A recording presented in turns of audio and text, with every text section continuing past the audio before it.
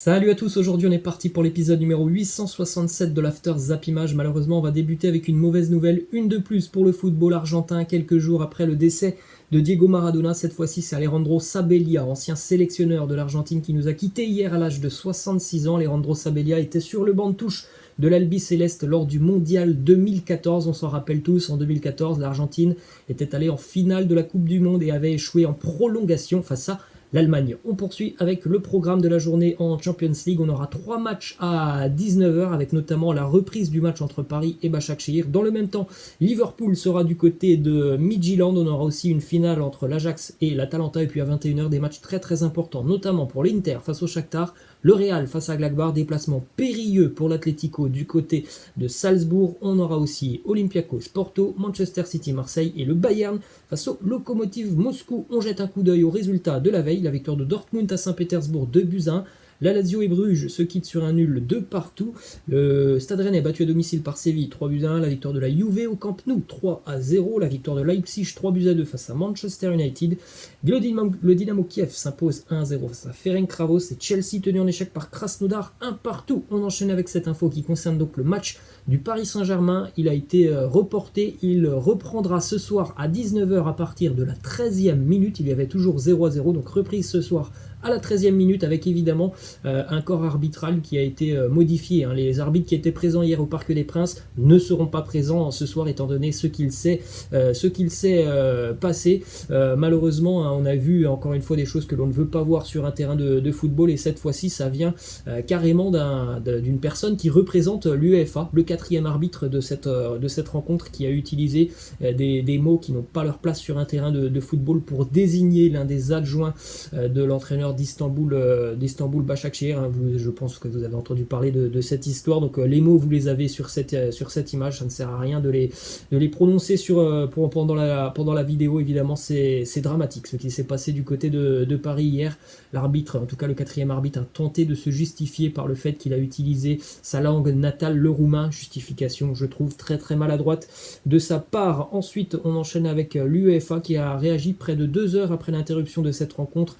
L'organisation européenne annonce une enquête approfondie et déclare que le racisme et la discrimination sous toutes ses formes n'ont pas leur place dans le football. Ensuite, déclaration de Mino Raiola qui nous parle d'un éventuel départ de Marco Verratti. Il nous dit le revoir en Serie A, ça serait très difficile. Le propriétaire du PSG l'aime beaucoup, c'est leur protégé. Ils en sont tous amoureux. C'est vrai qu'on a l'impression quand même que Marco Verratti, il pourrait quasiment terminer sa carrière du côté de Paris. On a quand même l'impression qu'il est très très bien au Paris Saint-Germain. Déclaration de Thomas Tuchel sur Rafinha. Il nous dit Rafinha, c'est le haut niveau. Le défi, c'est qu'il reste en bonne santé. Il a beaucoup de volume. Tout le monde veut avoir un joueur comme ça dans son équipe. C'est un plaisir de l'avoir. On n'a pas eu beaucoup de renforts sur le mercato estival du côté de Paris. En tout cas, on peut le dire quand même. Rafinha, c'est un bon renfort et certainement qu'il aura une carte à jouer avec le PSG cette année. Ça va être quand même une très très bonne plus-value pour l'effectif parisien. Rafinha qui était titulaire face à Başakşehir. La bonne nouvelle quand même dans cette soirée très très étrange du côté du Parc des Princes, c'est que sans jouer, le Paris Saint-Germain est quand même qualifié pour les 8e de finale de la Champions League. La bonne nouvelle, elle est venue d'Allemagne où Leipzig s'est imposé face à Manchester United 3-2. Encore une fois, Manchester a fait une première mi-temps catastrophique. Encore une fois, ils ont dû courir après le score. Cette fois-ci, ils n'ont pas été en mesure de refaire leur retard en seconde mi-temps. Manchester United est éliminé de la Ligue des Champions et sera reversé en Europa League. Les buteurs lors de cette rencontre, Angelino, Aïdara et Justin Kluivert. Du côté de Manchester, c'est Bruno Fernandes et Paul Pogba. On le rappelle, Manchester, c'est une équipe qui n'arrive pas à jouer 90 minutes depuis quelques semaines, surtout à l'extérieur. Et bien une nouvelle fois hier, ils n'ont joué qu'une mi-temps sur 2. La deuxième mi-temps était très très bonne. Ils étaient presque d'ailleurs en train de faire leur retard parce qu'ils ont eu beaucoup d'occasions, notamment un arrêt réflexe du gardien hongrois Peter Gulacsi à la 93e minute qui aurait pu faire 3-3. C'était quand même assez incroyable. Petite statistique sur Angelino qui est prêté par Manchester City. Hier, il a marqué un but et délivré 2 passes décisives face à Manchester United. On regarde les stats d'Angelino depuis le début d'année avec Leipzig. c'est 7 buts marqués et 6 passes décisives. C'est un latéral évidemment très très intéressant. Il est très doué techniquement, il a une très bonne vision du jeu, il est très très à l'aise lors des phases de centre, donc c'est vraiment quelqu'un qui est très intéressant pour Julian Nagelsmann, quelqu'un qui a énormément progressé. Ce prêt du côté de Leipzig lui a fait énormément de bien. Autre statistique du côté de Leipzig, les stats de Christopher Nkunku, l'ancien parisien. Sur la première mi-temps, il a tenté 27 passes. Ces 27 passes ont été réussies. Bravo à Leipzig parce que c'est une équipe très agréable à voir. Les hommes de Nagelsmann, peu importe l'adversaire qu'ils ont en face, ils essayent toujours de jouer tout simplement et de prendre le jeu à leur compte. Autre résultat en Ligue des Champions, la défaite de Rennes à domicile face à Séville, 3-1. Les buteurs du côté de Séville, Jules Koundé, un doublé pour Youssef En-Nesyri. Du côté de Rennes, c'est Giovanni Rutter qui a marqué sur penalty. Une statistique sur le Stade Rennais, notamment les équipes françaises en Ligue des Champions, hormis le PSG et l'Olympique Lyonnais. La France compte 4 clubs avec 1 point ou moins en phase de groupe de la Champions League. Marseille, Monaco, Lille et Rennes ont déjà terminé une phase de groupe de Ligue des Champions avec 1 point au moins.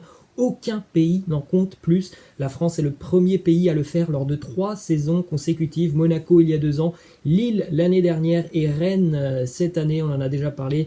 Le niveau du football français, hormis PSG, Lyon et Monaco sur certaines quelques années, eh bien, en général, ce niveau n'est pas fait pour la Ligue des Champions. Double déclaration de Julien Stéphan qui premièrement nous parle de ce match entre Rennes et Séville. Il nous dit c'est un scénario qui se répète, des occasions, un jeu convaincant par moment, mais à l'arrivée, une nouvelle défaite. Il est vrai que Rennes hier a plutôt dominé le match face à Séville. 18 tirs pour les Bretons, seulement 8 pour Séville.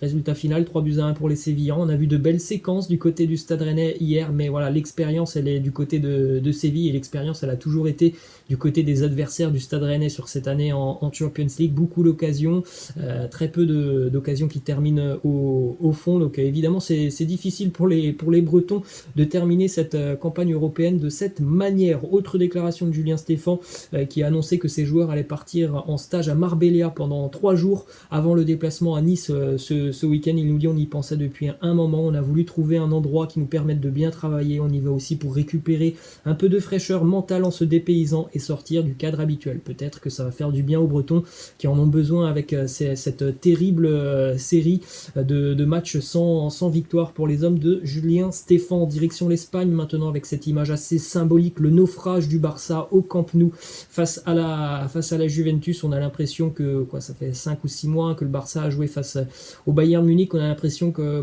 les choses n'ont pas beaucoup évolué du côté de Barcelone, battu hier 3-0 par la Juventus qui détruit le Barça et qui en plus de ça lui chipe la première place de ce groupe. Pourtant le Barça avait le droit de perdre hier, mais il fallait pas perdre par plus de 2 buts d'écart. Les Barcelonais, battus 3-0 par la Juventus, ont perdu la première place du groupe. Les buteurs de cette rencontre, un doublé de Cristiano Ronaldo sur penalty, un but aussi pour Weston McKennie du côté de la Juve, un but incroyable. Il est tout seul au 6 mètres, il n'y a personne autour de lui, sur 5 mètres carrés autour de lui, il n'y a personne, il est au 6 mètres. Assez incroyable, encore une fois, la défense du Barça qui est évidemment catastrophique. Les statistiques de Cristiano Ronaldo et notamment ses records en Ligue des Champions, vous faites un petit arrêt sur image pour découvrir l'ensemble de ces records parce qu'il y en a quand même énormément des records pour Cristiano qui marque maintenant son 134e but, ou en tout cas qui a marqué hier son 134e but en LDC. D'ailleurs hier Ronaldo a aussi inscrit son 14e but au Camp Nou. C'est le stade où il a le plus marqué à l'extérieur en club. C'est quand même assez incroyable. C'est un stade qui lui plaît énormément, le Camp Nou. On continue avec une déclaration justement de Cristiano Ronaldo qui nous dit ça fait toujours plaisir de revenir en Espagne, en Catalogne, où il est toujours très très difficile de jouer face à l'une des meilleures équipes auxquelles j'ai fait face durant ma carrière. Aujourd'hui, nous avons été une vraie équipe de champions. On a été solidaires, unis, très très forts. Si on joue comme ça, aucune équipe nous fera peur jusqu'à la fin d'année. Ensuite, les statistiques de Léo Messi hier sur cette rencontre qui a été vraiment le seul à pouvoir inquiéter Gianluigi Buffon. Regardez cette statistique, le Barça a tiré 19 fois au but hier, 7 frappes cadrées. Les 7 frappes cadrées viennent de Léo Messi, très très inquiétant évidemment le constat offensif du Barça. Le problème c'est qu'il y a l'offensif qui va pas très très bien, le défensif qui va pas très très bien et les milieux de terrain qui font pas beaucoup le travail. Hein. Frenkie de Jong, franchement, il va falloir qu'un jour quand même il nous montre autre chose, hein, Frenkie de Jong, parce que je pense que du côté de Barcelone, on peut être déçu de l'apport de Jong. Ensuite, la bonne nouvelle quand même pour la soirée du Barça, s'il faut en trouver une, c'est que Samuel Umtiti a fait son retour sur le terrain. Il est rentré en seconde mi-temps, il a remplacé Clément Lenglet. Clément Lenglet, encore une fois, catastrophique hier. Donc voilà, Samuel Umtiti sur le terrain, évidemment, c'est une très bonne nouvelle. Ça faisait 5 mois que l'on n'avait pas revu le Big Sam sur un terrain de football. Déclaration de Ronald Koeman qui nous dit: nous avons mieux joué qu'eux à l'aller et ce soir c'était le contraire. Nous prenons tout de même 15 points sur 18 dans ce groupe. La Juve possédait une équipe plus expérimentée que la nôtre aujourd'hui et nos jeunes doivent apprendre de ce genre de match. Bon, c'est vrai qu'il y a quand même des absents importants, notamment dans le secteur défensif du côté de Barcelone. C'est vrai qu'il y avait aussi quelques changements dans l'effectif offensivement, mais c'est pas normal hein, de prendre 3-0 sur un match comme ça face à la Juve. Il y a aussi le système utilisé hein, peut-être par Ronald Koeman qui n'est peut-être pas le bon tout simplement pour le Barça. Énorme coup de gueule d'Antoine Griezmann hier. Il nous dit: nous avons manqué de tout, d'envie, d'attitude, d'envie de courir, de défendre, d'attaquer. Tout a été mauvais, tout simplement. Donc voilà, un résumé du match du Barça, très très mauvais. Petite statistique du côté de Barcelone. Neymar à Barcelone, c'est 186 matchs, 105 buts marqués et 77 passes décisives. Et regardez maintenant les statistiques de Griezmann, Dembélé et Coutinho au Barça. Eux aussi, c'est 186 matchs. Par contre, ils n'ont pas du tout les mêmes statistiques que Neymar. 54 buts marqués pour les trois et 32 passes décisives, des statistiques absolument incroyables. Neymar a été 100 fois plus décisif quasiment que le trio Griezmann, Dembélé et Coutinho. On jette un coup d'œil aux équipes qui sont donc qualifiées pour le moment pour les huitièmes de finale de la Champions League. Donc Chelsea, Séville, la Lazio, le Borussia Dortmund, la Juve, le Barça et Leipzig et le Paris Saint-Germain. Le PSG jouera ce soir pour aller chercher la première place du groupe. On jette un coup d'œil maintenant au groupe du Real Madrid pour affronter le Borussia Mönchengladbach ce soir. On rappelle, obligation de s'imposer pour le Real ce soir sous peine d'être éliminé de la Champions League. Retour de Sergio Ramos dans le groupe. On a aussi évidemment un Karim Benzema qui est présent. Donc voilà, on va dire que les cadres sont là pour le Real ce soir, avec notamment donc ce retour de Sergio Ramos qui est quand même normalement le facteur X du Real Madrid.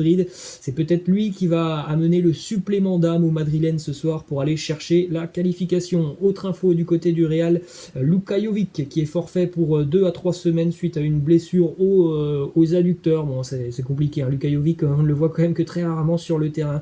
Du côté du Barça, on prend la direction de Marseille avec une déclaration d'André Villas-Boas qui a déclaré que des discussions ont commencé pour une possible prolongation de son contrat. Ça commence à discuter, on verra selon le projet de l'OM. Ensuite, du côté de Nantes, on en parlait hier, c'est officiel, Christian Gourcuff n'est plus l'entraîneur du FC Nantes. Son adjoint va assurer pour le moment l'intérim. Regardez les statistiques, ou en tout cas la petite info statistique qui concerne Valdemar Kita, le président du FC Nantes. Depuis qu'il est arrivé à Nantes, ça fait 14 ans maintenant, le FC Nantes a connu 17 entraîneurs. C'est quand même assez incroyable, plus d'un entraîneur par année du côté de Nantes. Peut-être que le problème du côté de Nantes, ce ne sont pas les entraîneurs, mais le président Valdemar Kita. Ensuite, on continue avec du côté du Bayern Munich. La bonne nouvelle pour la rencontre de ce soir, c'est le retour dans le groupe de Alphonso Davies. On rappelle que ça fait quasiment 2 mois que le jeune Canadien a été blessé, donc ce soir, retour dans le groupe. Peut-être qu'il aura quelques minutes de temps de jeu en toute fin de match. Et on va terminer avec cette petite info qui concerne la sélection du Qatar, qui, on le rappelle, accueillera la Coupe du Monde 2022. Et bien pour équilibrer les groupes de la zone euro au mondial et donner au Qatar des matchs de préparation, la sélection du Qatar va intégrer le groupe A où figurent le Portugal, l'Islande, le Luxembourg, la Serbie, mais aussi l'Azerbaïdjan. Alors, ils seront dans le groupe, mais les matchs compteront pour du beurre. Pour les équipes qui vont affronter le Qatar, ce sera tout simplement des matchs amicaux. Et on le rappelle aussi, l'année prochaine, le Qatar va disputer la Copa América. Voilà les amis, c'est la fin de cet After Zapima. J'espère que ça vous a plu. Je vous laisse, je vous dis à la prochaine. Ciao.